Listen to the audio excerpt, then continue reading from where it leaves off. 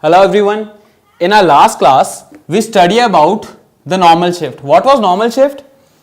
It was, suppose this is the position up to which the liquid is filled in this system and we have an object here. So the position of what? Its image or the apparent position of the object which is seen by the observer and hence the height up to which this object appears to be raised up is called the normal shift, right? What happened here exactly? We are talking about the ray which is going straight along the normal, which do not bend, right? It bends.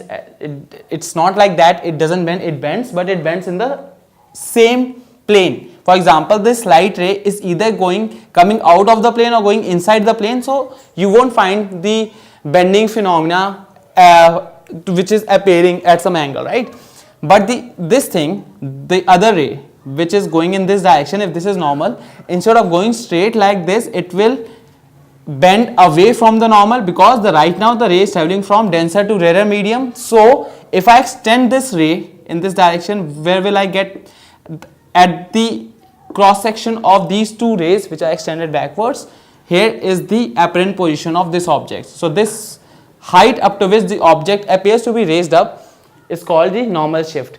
Where do we see this phenomena? We see this phenomena at what? Swimming pools, bucket, even the glass tumbler, the glass full of water. If you watch the base of the water by looking directly into the glass like this, suppose this is a glass, I am looking directly above it, so you will find the base appearing to be a bit raised up. Same thing happens in case of bucket full of water and then swimming pools, the base is raised up due to this phenomena, that is refraction. Now we are moving on in the same trend. See, I have an arrangement where the water level or the denser medium is filled up to this point, alright, and I have an object here. So I'll first again talk about this ray which is going straight along the normal and this ray which is going at some angle, and hence this angle, the refracted ray, this is the incident ray on this interface. This is the incident ray, that means this is the angle of incidence, and the refracted ray will not be in this direction, it will be what? It will be in this direction because the ray is traveling from denser to rarer, it bends away from the normal. Now what happens if I increase the angle of incidence? For example, let us say this is I1 and my ray is going at larger angle of incidence, for example this. Now here I2 is definitely greater than I1, so that will make the refraction more prominent and the ray is going to bend more away from the normal, right? So consequently, for example, if the ray was somewhere here, so the bending was not that prominent. So you can see the nature of bending in these three rays. The bending is getting more and more prominent, so that's what will happen after a while. The refracted ray at a stage will come, the refracted ray will go exactly along the interface, along this surface where the this interface is present, and that particular angle is called critical angle, where bending is so much that the refracted ray appears to go along the interface. This is what happens, and this angle is called critical angle. So today we are going to talk about this critical angle, and if I have another angle, another ray which is even further greater than this critical angle, what will happen? The ray which is incident on the interface at an angle which is greater than critical angle, then this ray will not go outside because all the limits of bending away from the normal has been already crossed. At this point the refracted ray was going along the surface, so there is no scope of any further bending, right? So if you follow the same loop, the ray is bending more, bending further more, and here going along it is bending so much that it is going along the surface, so that means further bending will send the ray back in the medium, right? So what will happen? This particular ray will reflect back in the medium. This is what happens if the angle of incidence is greater than critical angle, then the ray gets reflected back in the medium, and this whole phenomena is known as total internal reflection. This whole phenomena is known as total internal reflection. Alright. So I will just explain you the definition of what is total internal reflection. The phenomena of, mark my words, the phenomena of reflection of light ray in the denser medium, because light was traveling from where? From denser to rarer, right? So the phenomena of reflection of light in the denser medium from the interface when the ray traveling in the denser medium towards interface is incident on the interface at an angle which is greater than critical angle. I'll repeat again in short. It is the phenomena of reflection of light in the denser medium when the ray traveling in denser medium is incident at an angle greater than critical angle on the interface. Alright, it's a bit shorted. Now, what exactly happened at TIR?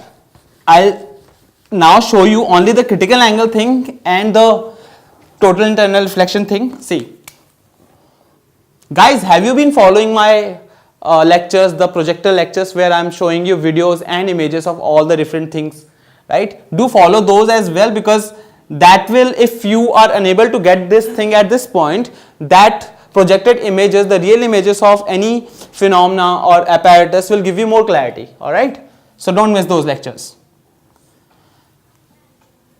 I'm showing you, okay, I'll show you two things. One is, first of all, I'm marking my object here.